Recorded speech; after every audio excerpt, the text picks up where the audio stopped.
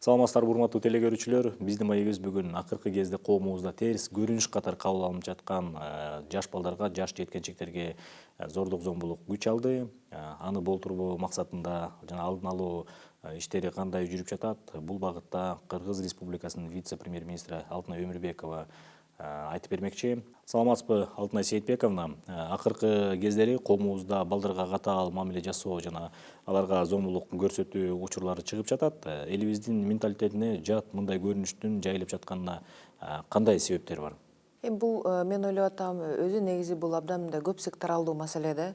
Бул бир эле министрликтен же ведомствонун көз каранды эмес. Бул жерде бардык министрликтер мындай координациялап иш алып барыш керек.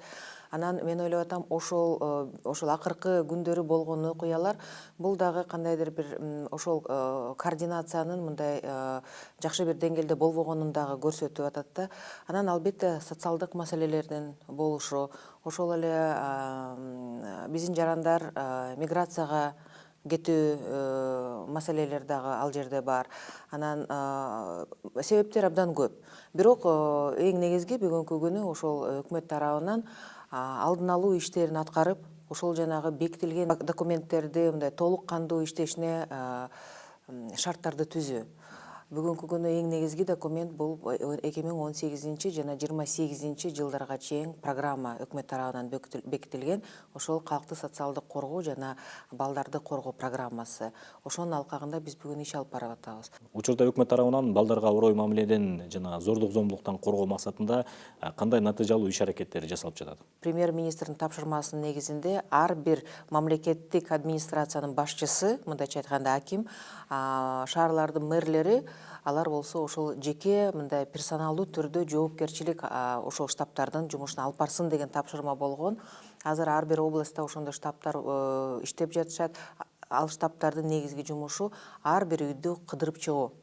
Үймө үй кыдырып, ошол ата-энесин кароосуз калган балдар, ошол ата-энеси миграцияда жүрсө, ошол балдардын тизмесин түзүү.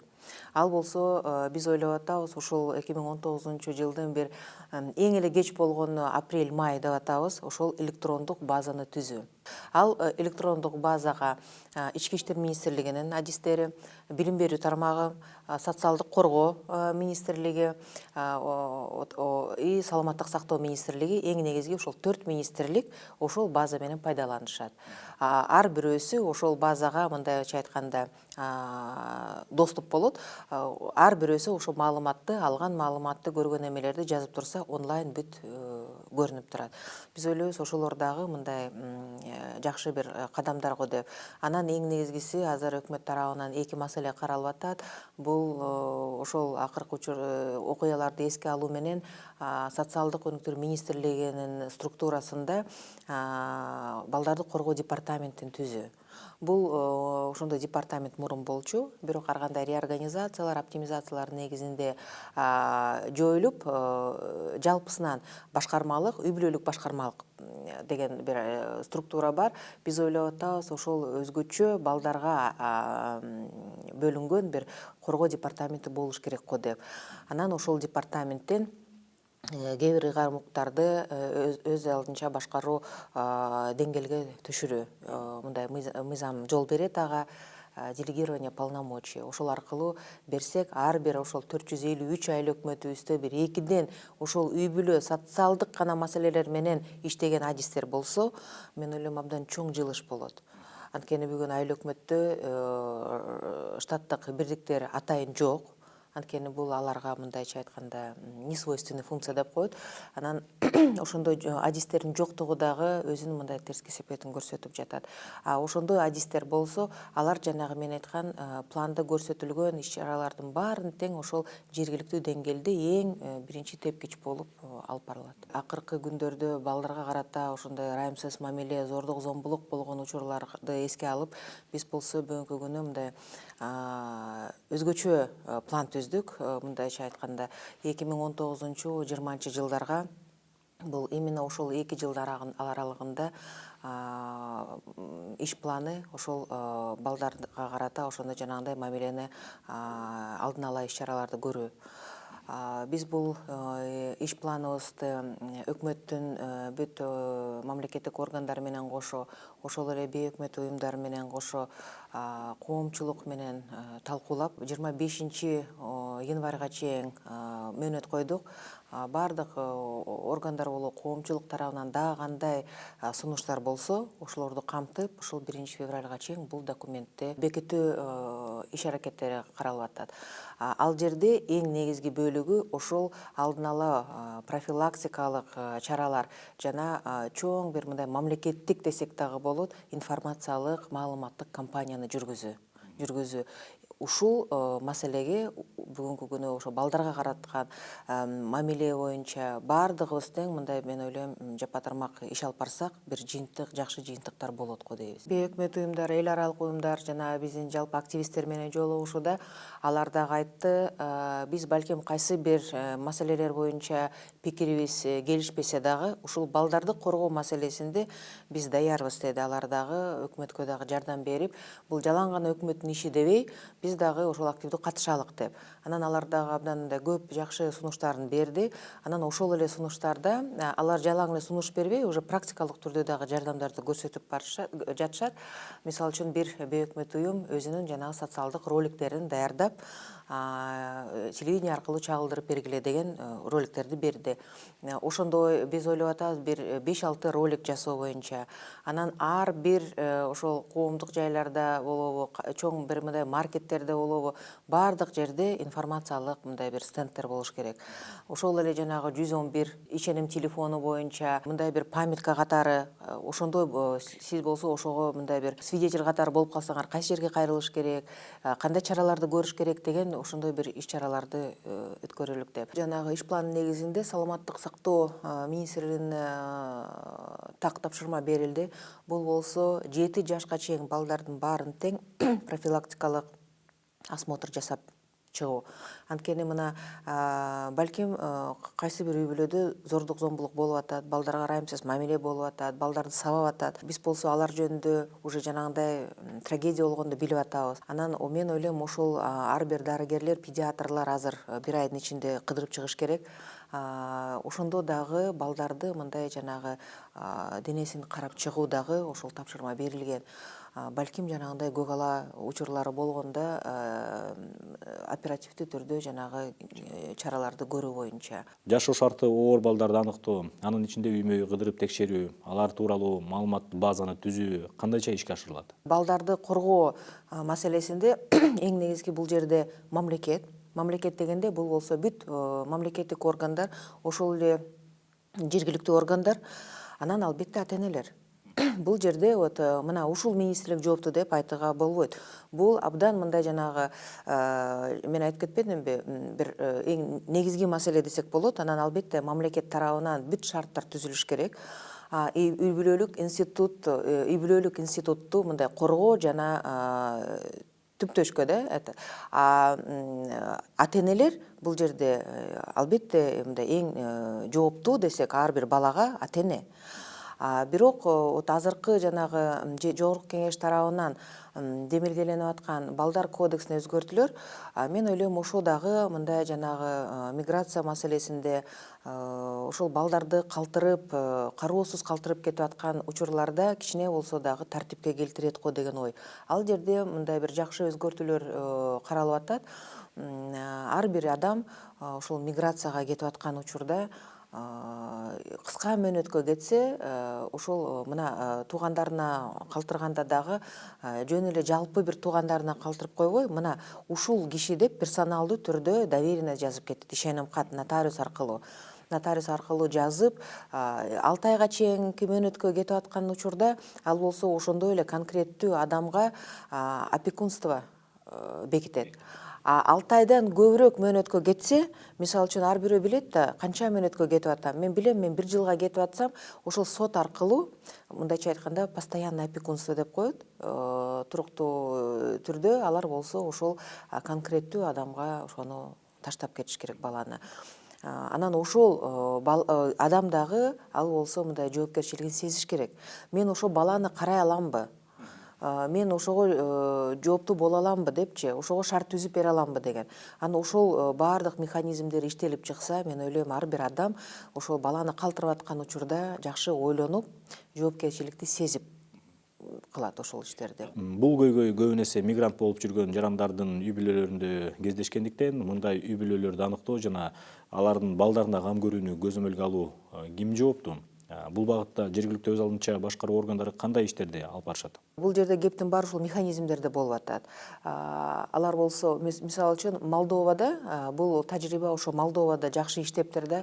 Ал жерде дагы ошол миграция маселеси курч турганда, балдар кароосуз калганда, интернаттар көбөйүп, анан алар дагы ошондой саясат алып барып, ошондой өзгөртүүлөрдү киргизиптир. Ошол жерде ар бир адам, алар мындайча биздин структура менен алсак, айыл өкмөткө барып, жанагындай ошол доверенность болобу, же болбосо конкреттүү түрдө жана соттун чечими болобу, ошол жерге тапшырып, анан мындайча айтканда алар болсо мындай пропуск жазып беришет экен да, чек арачыларга ошолор көрсөтүш керек. Мына, менин балам ушул даректе, ушул адамга ташталды депчи.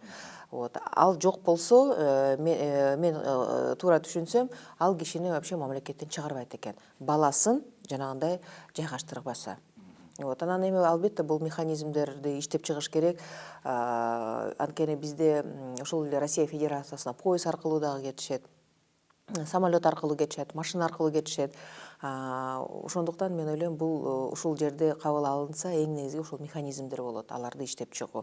Бирок бүгүнкү күнү биз болсо толук жанагы цифровой форматка өтүп атабыз, электрондук базалар иштеп атат. Мен ойлойм, эми 21-кылымда бул иштерди дагы мындай бир оңой жөнгө салса болот. Деги эле балдарга катаал мамиле жасоо жана зомбулук көрсөтүүнүн алдын алуу боюнча кандай иш-аракеттер көрүлүүсү зарыл? Албетте, ар бир бала бактылуу же бактылуу эмес өзү менен өзү болбойт да. Бул жерде үй бүлөсү бактылуу болуш керек. Ошо баланын ата-энеси бактылуу болгондо, ошо балага шарттар түзүлүп, бала дагы жакшы бир мындай маанайда дагы болот, бактылуу дагы болот. Анан бул жерде мен ойлойм, ошол биздин жаш кыз келиндерибиз, жигиттерибиз үй бүлө куруунун астында ошону жакшы бир мындай ойлонуп, ушул кадамга барыш керек да. Бул мектеп тараптан дагы башталыш керек. Мына биз мисалы үчүн Билим берүү министрлигине тапшырма бердик. Ошол жанагы мектепте балдардын коопсуздук чөйрөсүн түзүү. Бул биринчи. Экинчиден, ошол жанагы түшүндүрүү иштерин, класстык сааттар болуш керек. Үй бүлө деген эмне? Анткени 9-10-11 класстагы балдарга ошол сабактар берилиш керек. Канча бир саат каралып. Үй бүлөлүк институттун маанилүүлүгүн, кандай мамиле бири-бирине жасаш керек. Анан балдарга кандай жооптуу болушубуз керек. Жөн эле баланы төрөп койбой, ошого мен мисалы үчүн ага жакшы мындай ыңгайлуу шарттарды түзө аламбы, мен ага жакшы татыктуу билим бере аламбы деген суроо ар бир мындай жаш жарандын астында туруш керек. Мына бизде аксакалдар кеңештери бар. Мен ойлойм, ошол институттагы бүгүнкү күнү эффективдүү иштеш керек. Анткени кыргыздар дайыма ошол аксакалдын сөзүн угат. Аксакалдарга мындай бир жакшы бир сый-урмат көрсөтөбүз. Анан албетте алардын айткан сөзү, акылдары биз үчүн мындай маанилүү. Анан ошол институттагы иштеш керек. Кичи шаарда болобу, чоң шаарда болобу, ар бир райондо жаштар кеңештери болуш керек.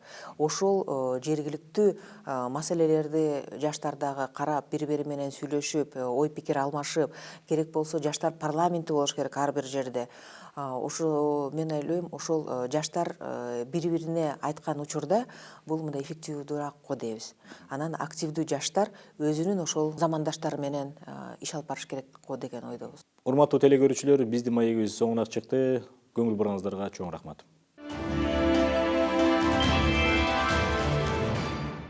Жалал Абад облусунун Сузак районундагы Комбел көмүр кениндеги абал боюнча премьер-министр Мухаммедкалый Абылгазиевдин тапшырмасы боюнча түзүлгөн ведомстволор аралык жумушчу комиссиянын ишинин алдын ала жыйынтыгы чыкты. Анда Жалал Абад облусунун Сузак районундагы Комбел көмүр кенинде жараксыз тоотек үймөгүн чогултуу долбоордук чечимден тышкары жүргүзүлүп жаткандыгы белгилүү болду. Жогорудо жайгашкан булак үймөктөлгөн тоотеги аркылуу агып чыгып төмөн куя баштаган. Натыйжада булак суусуна тоотегинин майда урандылары жана көмүрдүн чаңы аралашып ага баштаган. Учурда ыйгарым укуктуу мамлекеттик органдар жергиликтүү өз алдынча башкаруу органдары менен биргеликте жергиликтүү калкты ичүүчү суу менен камсыздоо боюнча ишти баштады. Зейнлун компаниясынын өкүлдөрүнүн жана жергиликтүү тургундардын жолугушуусу өткөрүлүп, Анын жүрүшүндө аталган компаниянын өкүлдөрү жергиликтүү калкты ичүүчү суу менен камсыздоо үчүн ыктыярдуу түрдө скважиналарды казуу милдеттенмесин алышты. Буга катар Кумбел көмүр кенендеги Цзиньлунь жана Эркебек компанияларынын Кыргыз Республикасынын жаратылыш коргоо мыйзамдарын жана жер казынасы тууралуу мыйзамын сактоосуна карата пландан тышкаркы тийиштүү текшерүүлөр жүргүзүлүүдө. Ошондой эле 4 жерден анализ үчүн суунун үлгүсү алынган.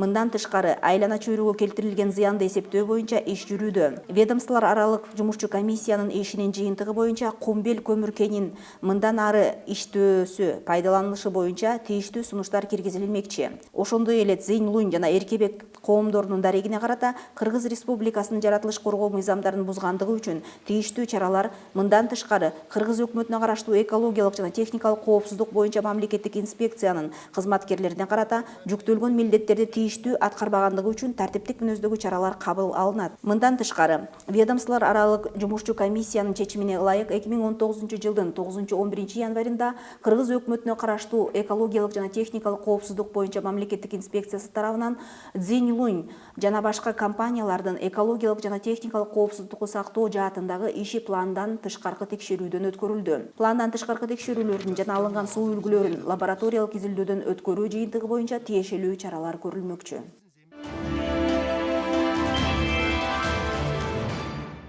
Вице-премьер-министр Жеңиш Разаков 2019 жылдын 1 январынан тартып күчүнө кирген жаңы кодекстердин жана мыйзамдардын негизги ченемдери тууралуу маалымат жыйын өткөрдү. Жеңиш Разаков белгилегендей, жаңы кодекстер өлкөдөгү соттук укуктук реформанын алкагында кабыл алынган. Эксперттик жумушчу топтор түзүлүп, натыйжада жаңы кодекстер жана мыйзамдар иштелип чыккан. Алардын негизги максаты укук коргоо органдарынын ишмердигиндеги ачыктыкты бекемдөө, мыйзамдарды гумандаштыруу жана аларды эл аралык стандарттарга дал келтирүү болуп саналат. Анын айтымында, өкмөт тарабынан жаңы кылмыш жаза мыйзамдарын ишке ашыруу максатында 2018 жылдын 28 апрелинде жаңыланган кылмыш багыты боюнча иш-чаралар планы бекитилген. Жалпысынан планда ченемдик укуктук актыларды иштеп чыгуу боюнча 46 жана 31 практикалык иш-чара каралган. Өкмөт тарабынан бул план дээрлик толук ишке ашырылды. Белгилей кетсем, бул иштер укук коргоо түзүмдөрүнүн жөнгө салынган иш аркылуу кыска мөөнөттө аткарылган, деп белгиледи ал. Ошондой эле вице-премьер-министр маалымдагандай, кылмыштардын жана жоруктардын бирдиктүү реестринин алкагында 6 мамлекеттик орган иштейт. Биздин негизги милдет кылмыштардын жана жоруктардын бирдиктүү реестри менен иштөө үчүн укук коргоо органдарына тийиштүү шарттарды түзүү болуп саналат. Бардык акча каражаттары өз убагында бөлүнгөн. Бүгүнкү күнү бардык райондук ички иштер бөлүмдөрү корголгон байланыш каналдары, интернет жана ишти жүргүзүү үчүн зарыл болгон уюштуруу техникасы жана инфраструктура менен камсыздалган, деди Жеңиш Разаков. Кыргыз өкмөтү мамлекеттик органдар жана коомдук кеңештер ырааттуу жана натыйжалуу иш алып баруусу жана өлкөнү өнүктүрүү боюнча өнөктөштөр катары жарандарыбыздын жашоо шартын жакшыртуу максатында биргелешкен натыйжалуу чечимдерге келүүсү үчүн жарандык коом институттарынын өнүгүүсүнө өзгөчө көңүл бурат. Бул туурасында вице-премьер-министр Алтынай Өмүрбекова саясатты жана мамлекеттик программаларды ишке ашыруудагы коомдук кеңештердин жана мамлекеттик органдардын өз ара аракеттешүүсү, күтүүлөр жана келечеги аттуу мамлекеттик органдардын коомдук кеңештеринин жыл сайын өтүүчү жыйынында билдирди. Вице-премьер-министр белгилегендей, коомдук кеңештер мамлекеттик органдардын ишине көмөк көрсөтүп, актуалдуу көйгөйлөрдү, анын ичинде коррупция маселесин чечүүгө жардамын берип, мамлекеттик органдардын тең укуктуу өнөктөшү болуп калды. Активдүү жарандык сектор мамлекеттик институттарды чыңдоо, алардын ишинин айкындыгын жана натыйжалуулугун камсыздоо жаатында өз ордун тапты. Өз кезегинде өкмөт да бардык мамлекеттик органдардын ачык айкын иш алып баруусу үчүн чыгууда. Акыркы мезгилдеги тажрыйба көрсөткөндөй, коомдук кеңештер тутумун өнүктүрүү жана өркүндөтүү актуалдуу саналат. Маанилүү жана керектүү жарандык демилгелерди талкуулоо жана алга жылдыруу боюнча башталган ишти улантуу зарыл. Коомдук кеңештер мамлекеттик органдардын тең укуктуу өнөктөшү жана көмөкчүсү болуп калуусу тийиш, деди Алтынай Өмүрбекова. Коомдук кеңештер жана Кыргыз өкмөтү коомдук кеңештердин ишине активдүү жана компетенттүү жарандардын кеңири тартылышына шарттарды түзүү боюнча ырааттуу ишти жүргүзүүсү тийиш, деп белгиледи вице-премьер-министр. Ошону менен бирге Алтынай Өмүрбекова өлкөнүн инвестициялык жагымдуулугун жакшыртуу, жаңы кодекстер жана мыйзамдар, ошондой эле балдарга зомбулук көрсөтүү жана башка бир катар актуалдуу маселелерге токтолду. Жыйынтыгында вице-премьер-министр дагы бир жолу белгилегендей, өнүккөн демократиялуу өлкөнү курууда жарандык коом өзгөчө роль ойнойт. Иш-чарага жогорку кеңештин депутаттары, министрликтердин жана ведомстволордун, эл аралык уюмдардын өкүлдөрү катышышты. Биринчи вице-премьер-министр Кубатбек Боронов 2017 жылдын 16 январында Дача суу айылында Боинг 747 жүк учагынын кыйрашынан каза болгондордун эстелигине гүл коюу аземине катышты. Учактын кыйрашынын 2 жылдыгына арналган эскерүү иш-чарасына ошондой эле Кыргыз Республикасынын президентинин аппарат жетекчиси Досол Эсеналиев, каза тапкандардын жакындары жана коомчулук өкүлдөрү катышты. Иш-чарада маркумдарга Куран окутулду. Эскерте кетсек, 2017 жылдын 16 январында Дача суу айылында Боинг 747 жүк учагы кырсыкка учурап, анын кыйрашынын кесепетинен 39 адам набыт болгон. Анын ичинде 4 экипаж мүчөсү Түркиянын жарандары саналат, ал эми 35 адам Кыргызстандын жараны болгон.